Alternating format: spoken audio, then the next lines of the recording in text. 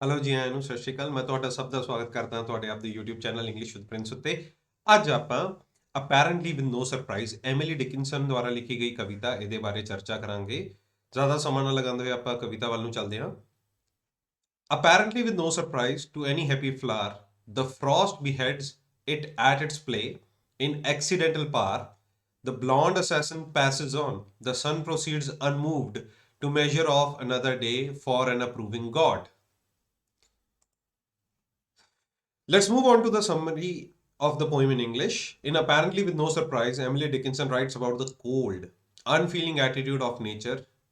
In the first stanza of the poem, Dickinson writes of a happy flower that is beheaded by the frost. However, the frost that beheads the flower is not portrayed as a force wishing harm. It destroys the flower accidentally in play. What is a surprise is that the real assassin is blonde. It is clearly the sun, which withheld its warmth and allowed the frost to do its dirty job. The poem also portrays the indifference of nature and God. The sun proceeds unmoved, showing that nature has no concern for life or anything else.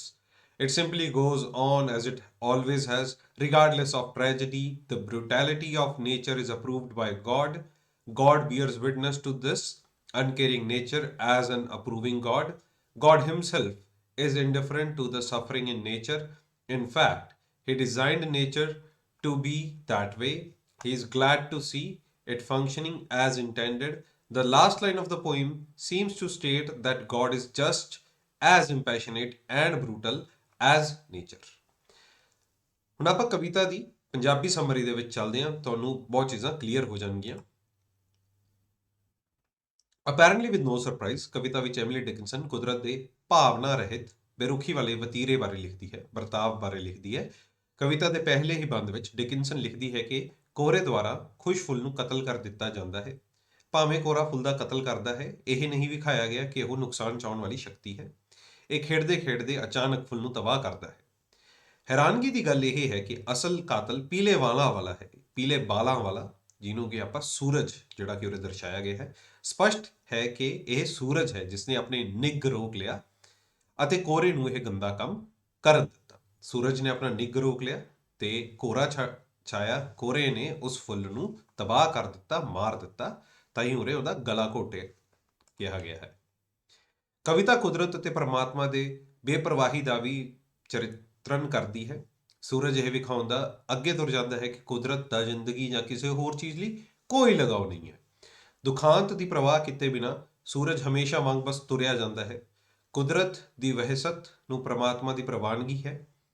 ਪ੍ਰਮਾਤਮਾ ਪ੍ਰਵਾਨਗੀ ਦੇਣ ਵਾਲੇ ਪ੍ਰਮਾਤਮਾ ਵਜੋਂ ਕੁਦਰਤ ਦੀ ਇਸ ਲਾਪਰਵਾਹੀ ਦਾ ਗਵਾਹ ਬਣਦਾ ਹੈ।